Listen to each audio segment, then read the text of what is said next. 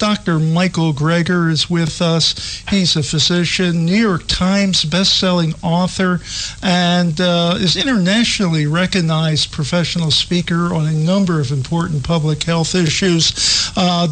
And he is the author of his new book, How Not to Die, New York Times bestseller already. How are you, Dr. Greger? I'm doing great. So glad to be here. It's great to have you here. I'm so excited to talk to you today because I have to, I get a chance to thank you personally. You were one of the people that has inspired me. Back in September 2015, I was 64 years old, still 64 years old, by the way. I was going to say, what do you mean was? Yeah, but 64 years old, diagnosed with diabetes. And so the first thing I did was to try to research, what is diabetes, and am I stuck on metformin for the rest of my life? Will I have to take insulin at some point in time? And through that research, I found, hey, it's possible to reverse diabetes. I started reading everything I could get my hands on, which led me to your website, nutritionfacts.org. And then I decided, based on the research, to try a whole foods plant-based diet. Since then, I've lost 41 pounds. My cholesterol has gone down. My goal, what I told my personal physician, was that my goal is to get off my medication, and he thought that was a good goal. So I have to thank you. And then your book came out, a little while ago, and I read that. I have a copy on my iPad, and I listened to it. I have an audiobook copy, and listened to it, when I was going to work and coming back from work. So, it changed my life. So I want to thank you. Congratulations. I mean, that's the story that I want to hear. People taking responsibility for their health. Look, you go on the internet if you want to, buy a new car, you want to buy a new anything, but who really looks into, looking for a good doctor? Or, the most important decisions of life, we hand over our power to others, and we don't need to do that. The good news is we have tremendous power over our own health, destiny, and longevity. The vast majority of premature death and disability is preventable with this plant-based diet and other healthy lifestyle behaviors. Yeah, and even though I looked at all the research, I still was skeptical, and I said, I'll try this for two or 3 months and see what happens, and then after that, maybe I'll go back to eating fish and chicken and beef. And I didn't want to do that after 3 months. The results were too good. Right. No, and that's what that's what I try to get across to my patients is, give it a try. You don't know what it's going to do for you unless you do it. And so, try it as an experiment. I think it's a little intimidating for people to think of changing their diet kind of for the rest of their lives. I say, no. Let's just try it out. Give me a few weeks, then let's test you before and after. Let's see how you're doing.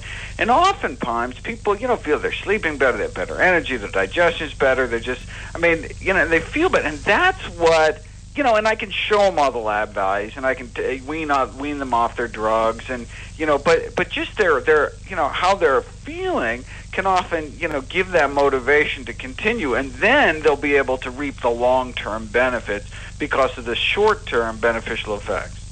Well, you're absolutely 100% correct. I about a month ago, my nephew, he had a heart attack, and he's 40 years old. Had a heart attack. He was a smoker, and he was a workaholic, and he ate all this processed food. wasn't getting enough sleep, and he had the heart attack and had to have triple bypass surgery. Oh, geez. So he's doing well. That's the good news. He is doing well, and he's I've spoken to him since then, and he is changing the way he is living his life from now on. And so that's the good news. Hopefully, it doesn't have to take a person to have triple bypass surgery. I certainly don't want to go through that after seeing what he's gone through. Sure. And he's lucky. I mean, for most people that die from heart disease, most men, most women, number one killer of men and women, the first symptom is your last. It's called sudden cardiac death.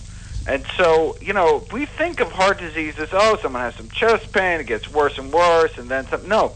For most people that die from heart disease, they don't even know they have heart disease. And from that first crushing chest pain, they're dead within an hour.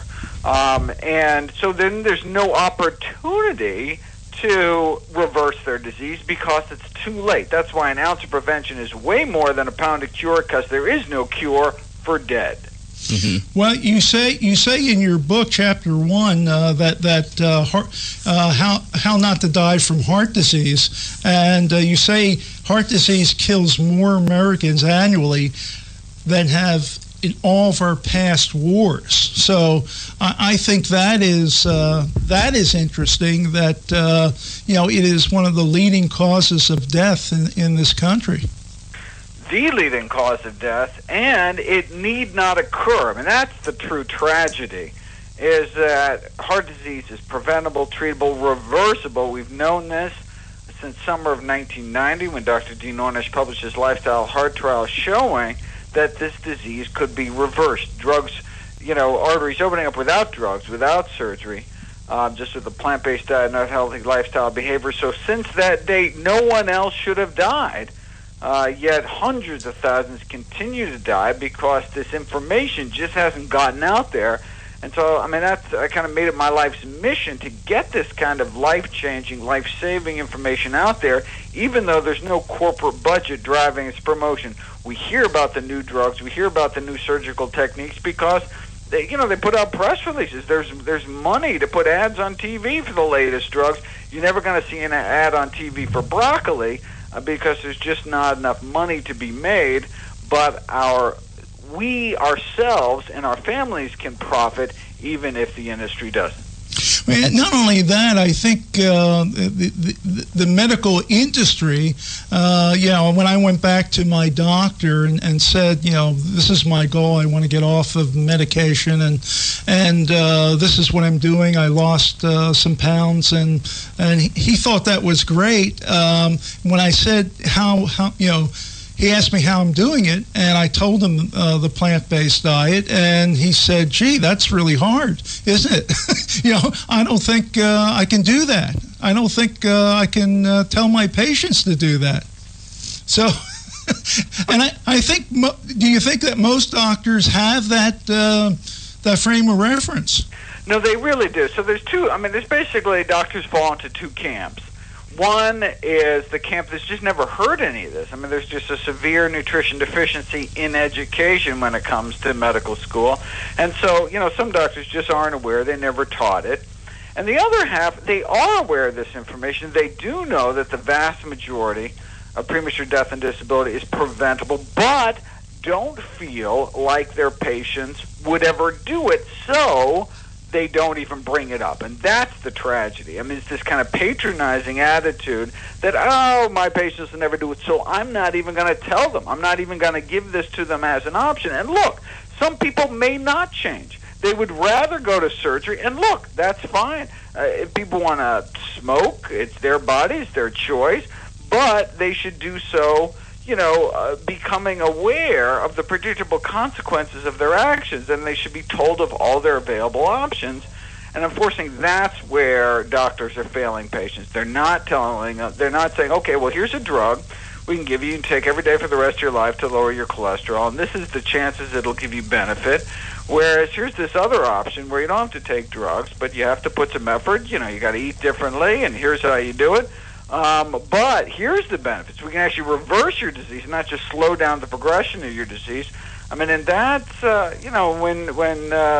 then people can make decisions for themselves. The doctor shouldn't make up their own mind for them, because it's our body, it's our choice. We should be able to make that decision and not have that decision stolen from us, taken away from us by doctors that think they know better.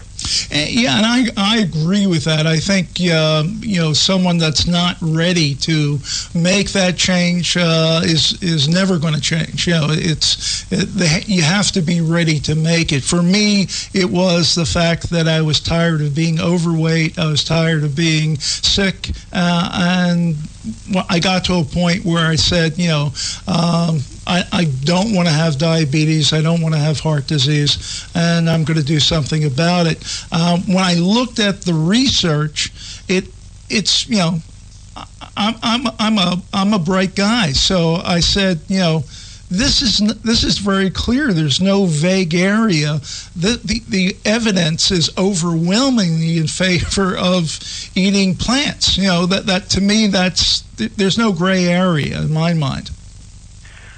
And unfortunately, people don't know that. I mean, they're just not given the information. And so, we have to take responsibility for our own lives, for our own family's health. We cannot wait for society to catch up to the science, because it's a matter of life and death. To me, it's like smoking in the 1950s. I mean, by then, we already had decades of science linking smoking with lung cancer. But it was just ignored because smoking was normal, just like the standard American diet is normal now. Back then, most doctors smoked. The average per capita cigarette consumption is about 4,000 cigarettes a year, meaning the average American smoked a half pack a day. The American Medical Association was reassuring everyone that smoking in moderation was okay. Right? I mean, the same kind of stuff you hear today. There was this disconnect between science and public policy. It took more than 25 years, 7,000 studies before the first Surgeon General report came out against smoking in the 60s.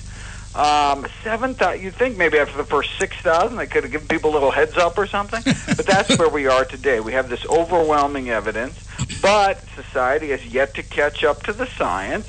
But we don't have to wait. In fact, if we do wait, it could be too late. Mm-hmm. What were you always on a plant-based diet? If not, what triggered you into changing your diet? Well, actually, for me, the reason I'm a doctor, the reason I do the kind of medicine I do is all because of my grandma.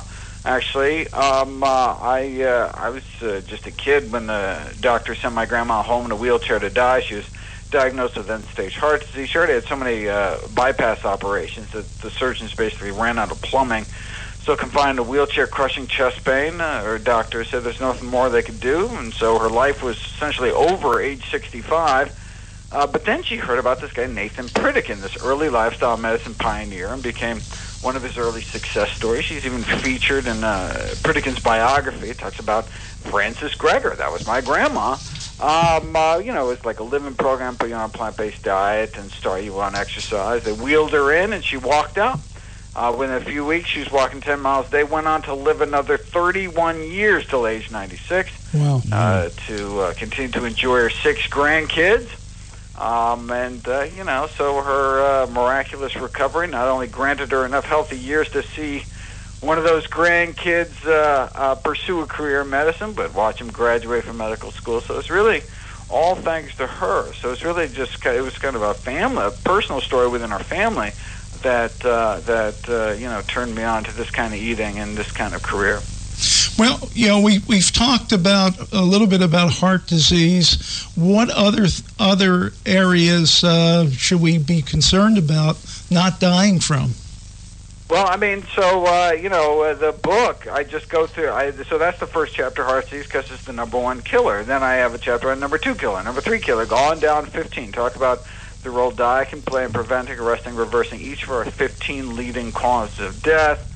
But I didn't want to just write a reference book. I wanted to, be kind of a practical guide on translating this mountain of evidence into, day-to-day decisions. So that's what kind of became the second half of the book, where I centered my recommendations around a daily dozen checklist of all the things I try to fit into my daily routine.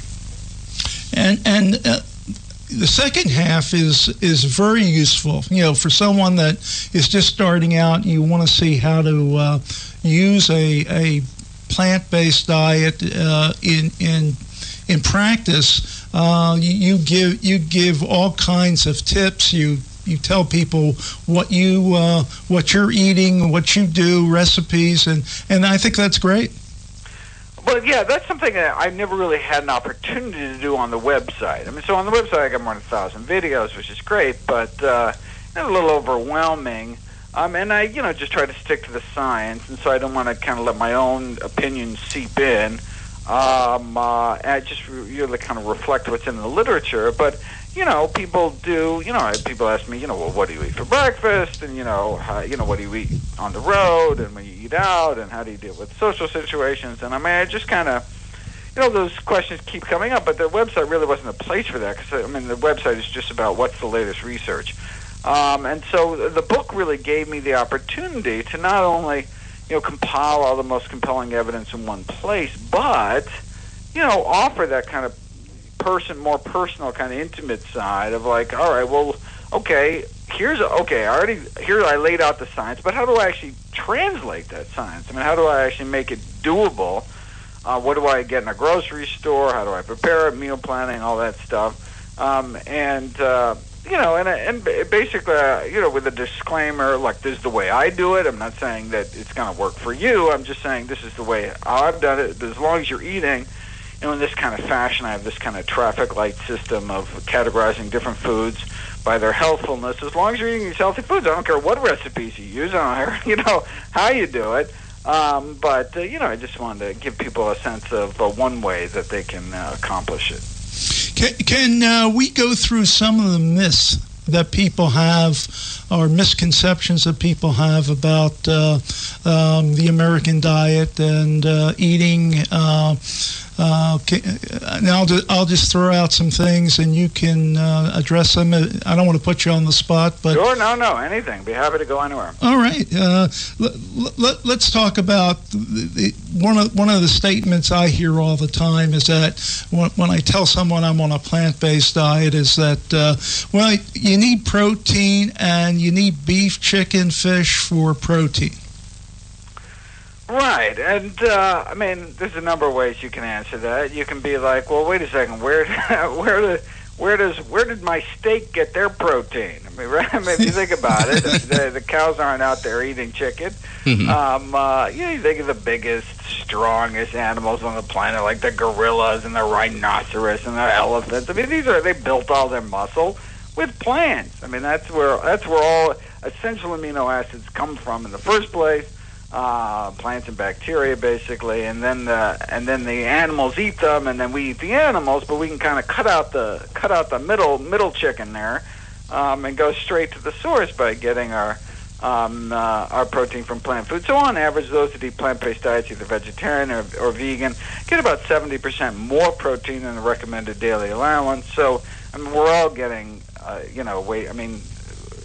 more than enough protein. I don't know if the last time you heard of a friend or family member, dying of kwashiorkor, which is like the protein energy deficiency disease. I mean, no. I mean, it's just unknown that people are not getting enough protein in this country. But what people aren't getting enough of is fiber and potassium, folate. Some of these, vitamin C. I mean, the nutrients that are found in whole plant foods.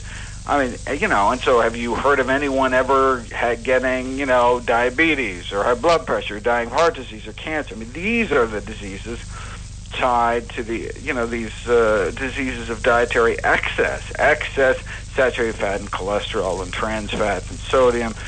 These are the things we really want to stay away from. So, I mean, the best available balance of evidence suggests that the healthiest diet is one that minimizes the intake of meat, eggs, dairy, and processed junk, maximizes the intake of fruits, vegetables, legumes, which are beans, split peas, chickpeas, and lentils, whole grains, nuts and seeds, mushrooms, herbs, and spices. Really, I mean, basically real food that grows out of the ground. Now it's our healthiest choices.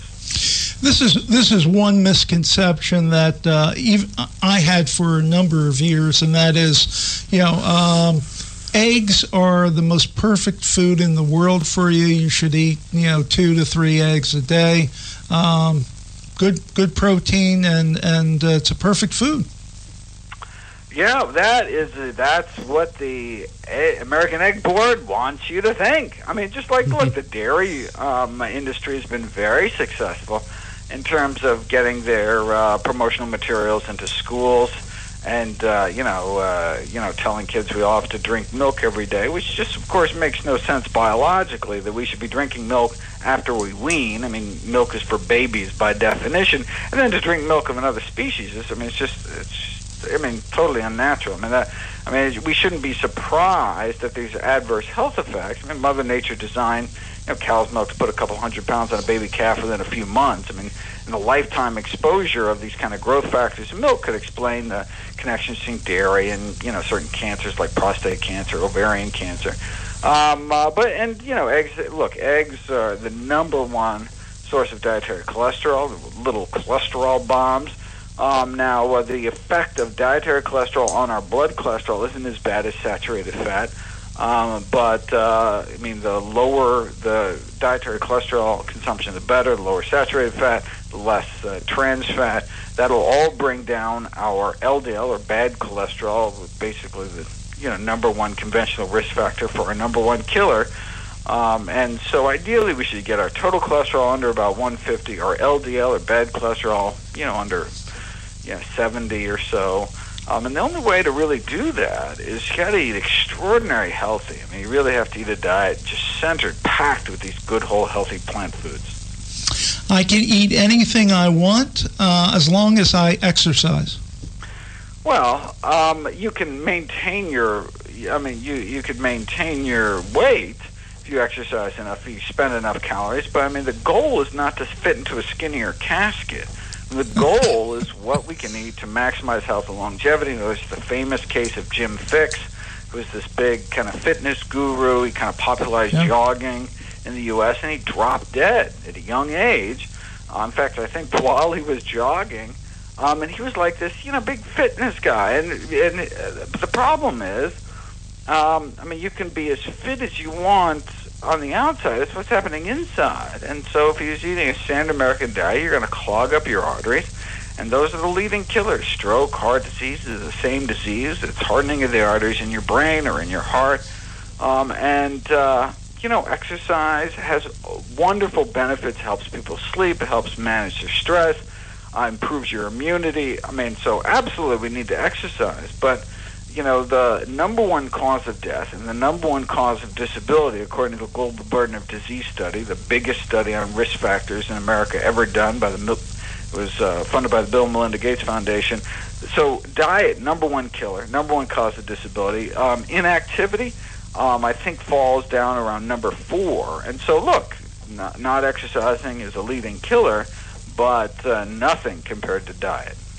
It's interesting. I read in your book that you start building plaque in your early childhood to teens. It's tragic, absolutely tragic. Yeah. So by age 10, most children have what are called fatty streaks, and so these are tragic studies done on accident deaths.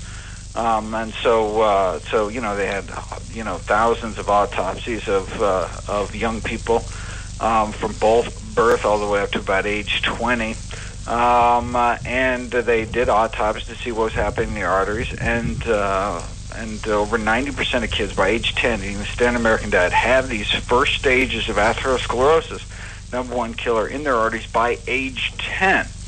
So look, if there's anyone listening to this older than age 10, the question is not whether you want to prevent heart disease by changing your diet and eating healthier.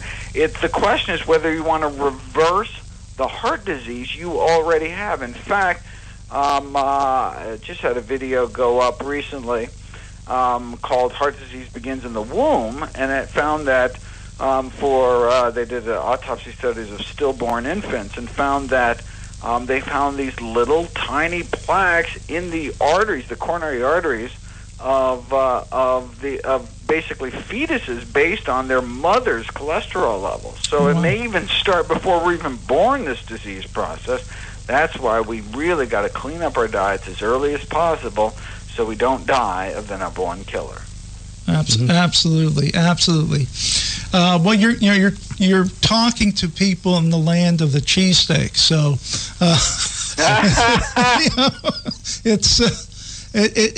it's really hard difficult in this area to persuade people to give up their cheesesteaks. But I heard that, I haven't been in Philly for a while, but I heard there's some really great restaurants there that are doing it right, that are centered around vegetables and. Yep. I hear it's kind of a burgeoning area, like a good place to go if you want to be able to go out to eat and eat healthy. Yeah, absolutely. There is, yeah. I'm glad you raised that because I eat out quite a bit, and you would think that's the most difficult part about being on a plant-based diet, but it's really not. There hasn't been any restaurant that I go to that if I say to them, I'm a vegetarian or I'm a vegan, what can you prepare for me? They can always prepare vegetables or potatoes or something, and they do it quite well. So even restaurants that don't specialize in vegetarian dishes the chefs are pretty good at preparing the dishes. And there's just more and more options all the time. I think restaurants know that people come in groups, and there's this kind of veto power. If there's someone in the group that's eating healthier, they may not come to your restaurant if there aren't any options. So you're here. So even really conventional, kind of like steak joints are adding these healthy options to their menu because they want to be able to invite anybody there and have an option for everybody. And so that's right. So one doesn't have to end up at some kind of health food restaurant to be able to eat healthy out. So it's just getting easier and easier than ever before. But look, even if it was hard, we're talking about life and death here. It's not like, you can't get more serious than your family's health. And so, even if we were stuck back a few decades and there just weren't a lot of healthy options, you had to cook for yourself, and it would still be worthwhile. There's nothing important in our health. But now it's like, wow, there's like no excuse anymore. Now you can walk in, get healthy food wherever you go. Well, I do so much traveling. I end up in airport food courts, and I'm still finding good healthy food. So it's like, well, if I can find it there, then most people should be able to find it anywhere. Well, one of the things that is driving me crazy, and maybe because I'm a new convert to plant-based diet, is that I'm actually getting ill from watching other people eat. That's not so. And I always have a fight with my son, who's here, in the studio, and so we have if I watch him eating a ham and cheese sandwich, I'll just wince, and I'll try to say to him, look, there's better choices out there than eating that. But of course there are, but this is what I chose. Yeah, that's right. I understand. Right. All we can do, look, we can be role models. We can just, do our own thing, and we can, hold ourselves up and say, look, this is working for me. Yeah. It's, and we can share resources, show people good documentaries and share good books, and, really try to, get those in our lives to kind of get on board with to stop smoking and eat healthier. But ultimately, it's their choice. Look, if people want to smoke, it's your body, your choice. Do whatever you want. But, look, we care about the people we care about, and we want them to eat healthy. But oftentimes, the best thing we can do is just kind of, if you have questions, I'm happy to answer them. Here's some resources if you're interested. Come to it when you're ready. And just having that kind of nice, open, kind of non-judgmental attitude, makes people feel less defensive. Food's kind of a real personal thing in our culture. Yes. And but slowly but surely, they're like, wow, you're looking great. You're losing weight. You're feeling better. I just found out that I've got high blood pressure. My doctor just checked my cholesterol. So, tell me about this. Tell me about this thing you're doing, because, and then they're just open to it, and, we can help them along the path. Mm-hmm. That's true. And I will say one thing, though. I still do, like he said, I still do eat sandwiches and hoagies, but I do not eat them as much as I used to. In fact, one time when I went to my cardiologist, I told him that for just about every game, I'm a part-time Phillies usher. For just about every game, I was getting Subway, and I was able to switch from that to mostly grapes, granola, and Greek yogurt. I call it the three Gs. See, I mean, look, it's not all or nothing. It's not black or white. Any movement we can make towards eating healthier, it doesn't matter what we eat on holidays or a birthday or whatever. I mean, it's the day-to-day stuff that really adds up. And if on one day you're eating less than perfectly healthy food, okay, well, then the next day you just try to do a little better. Mm-hmm. You can't beat yourself up over this. You can't be obsessed about it. But, we should just try to gradually improve our diets day by day. And if we got a setback, that's fine. And it's really about the quantity. Our body has a remarkable ability to heal from these kind of inflammatory insults over time. Even people who've been smoked for decades, are able to clear out all that tar once they quit, and their, lung cancer risk eventually approaches that of a lifelong non-smoker, which is amazing that your body can heal from that kind of stuff. And so, any movement along that spectrum, we can all improve our diet. And it's just about, making the best choices we have under the circumstances. Absolutely. Very, very good. Yeah, and you make that clear in part 2 of your book, How Not to Die. You say that it's a matter of choice. It's a matter of if one day you eat something like a cheesesteak, that's fine. That's a choice you're making, and maybe tomorrow you'll choose something better, or maybe for dinner you'll eat something better. So, yeah, I agree. Yeah, I've when I first started, I was more vocal. I'm less vocal now around. Yeah, my head is finally starting to heal after he tried to pound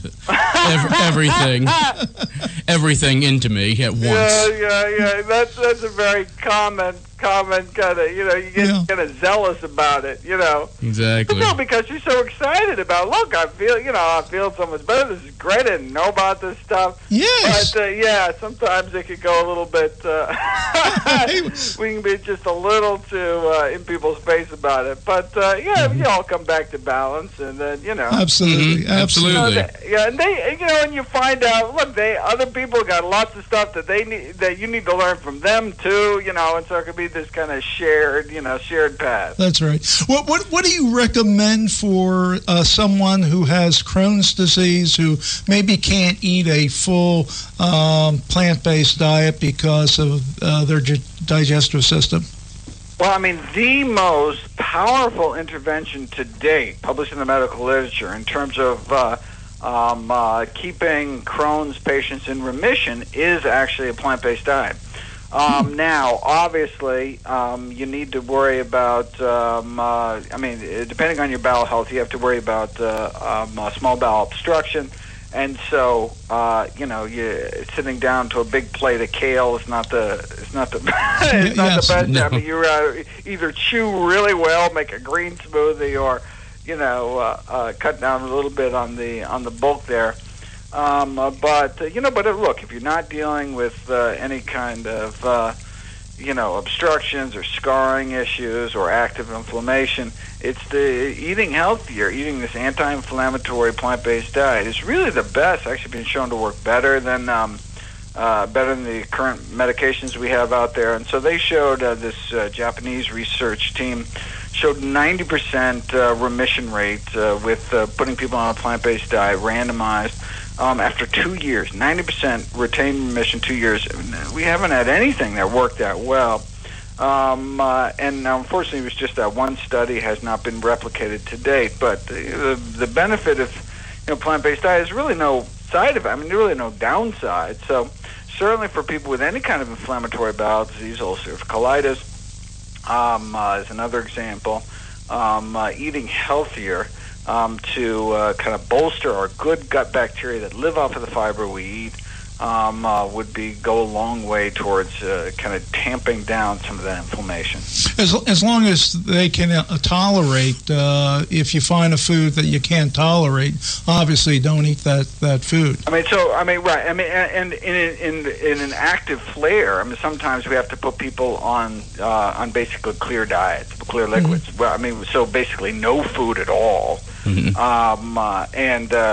Just because their gut can't handle it at all, and may even have to feed people intravenously through a tube in their arm.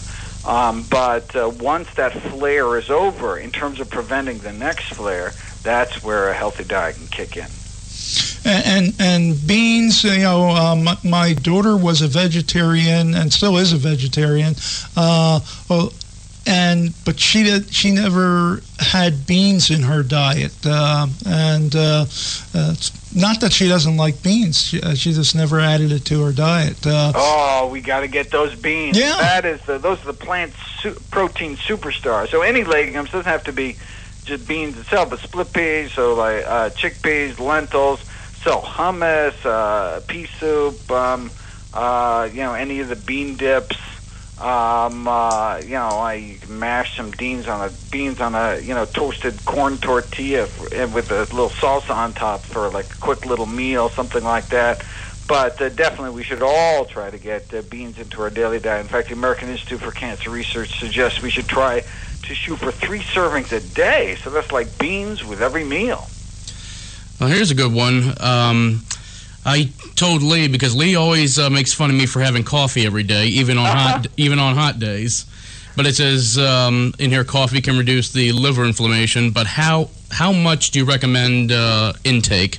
How much coffee? On hot days, you can have iced coffee, right? That's right. True. That's right. My chapter's on liver disease, depression, and Parkinson's. I talk about the benefits of coffee for the liver, mind, and brain.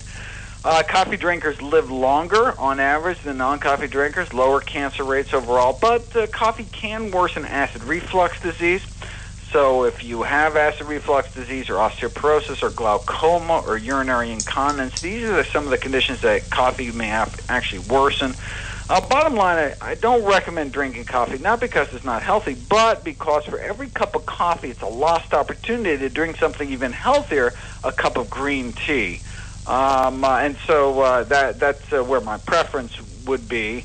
But again, it's all about the spectrum of, there are healthier beverages, there are less healthy beverage, and anything we can do to move along that spectrum, the better. Absolutely. Now, exercise, you recommend in your book, I think 90 minutes of exercise a day? 90 minutes a day, 7 days a week. You say, oh, wait a second. Yeah. That's way more than is what's recommended. I thought it was a misprint, actually. Well, if you think about it, look, we evolved for millions of years. All we did was move around all day. So to think 90 minutes a day is a lot. We need to put that in perspective. But, that's just reflecting what the science shows. The reason why the official recommendation is only for about 22 minutes a day is because scientific authorities are trying to make it achievable, make it practical. They're not accurately representing what the science shows. And the science shows that people that exercise for half an hour a day have lower mortality, meaning they live longer than people who exercise 20 minutes a day. Those that exercise 45 minutes a day do better than 30, 60 better than 45, 90 better than 60, and above 90, there are no studies. They couldn't find enough people to study that actually exercise over 90 minutes a day. So we just don't have any data. The data ends at 90 minutes, but it shows that people that exercise that much actually do live longer than everybody else. And so that's what I put in the book. Now, does that mean you have to exercise 90 minutes per day? No, I'm just saying that, look, that's what the science is showing is best. You need to make your own decisions as to what to eat and how to live. But, you should make these choices consciously, educating yourselves about the predictable consequences of your actions. And so, you should know the target, you should know the goal.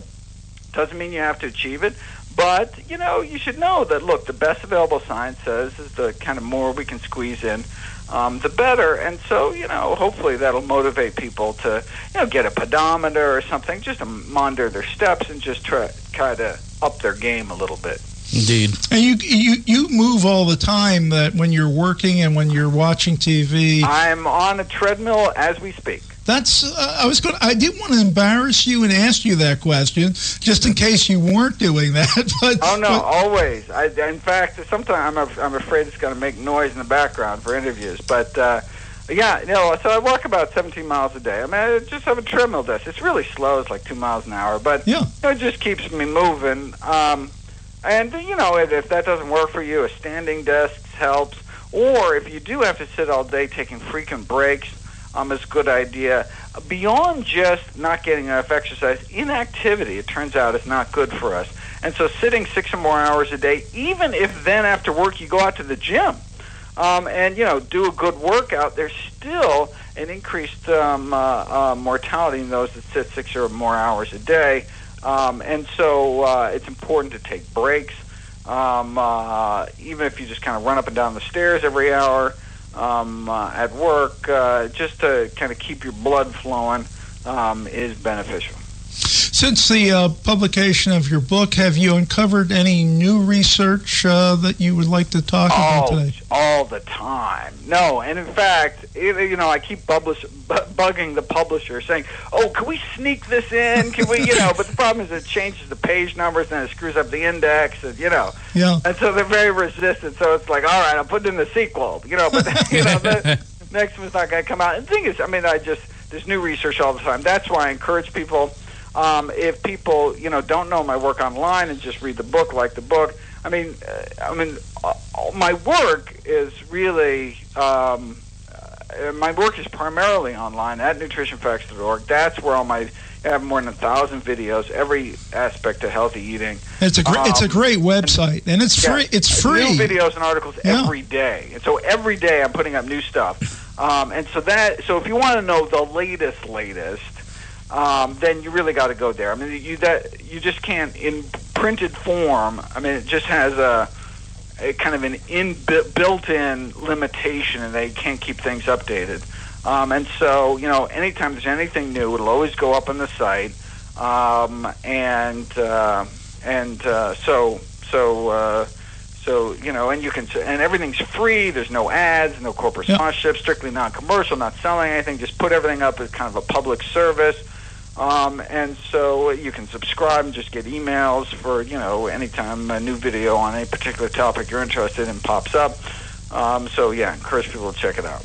And people can buy the book, How Not to Die, buy the audio version and buy the hard copy or the Kindle, or give it as a gift. It's terrific. And you can get it at Amazon.com or any other bookseller. I hope people. I've been really, it's been very rewarding to see how much it's helping people. I wasn't sure how well my work would translate in kind of book form, but people really seem to be enjoying it, and so I'm so glad it's getting out there, helping more people. Looking forward to writing another one. Well, I look forward to receiving it when it's published. And again, thank you so much. It's been great having you here. You have to come back and talk to us again. We just scratched the surface of what we could talk about on this subject, and hopefully, when I talk to you again, I'll have lost more weight and be better, more healthy. I can't wait to hear the update. Keep up the good work. Thank you. You're coming to Philadelphia, I understand, in March. Yeah.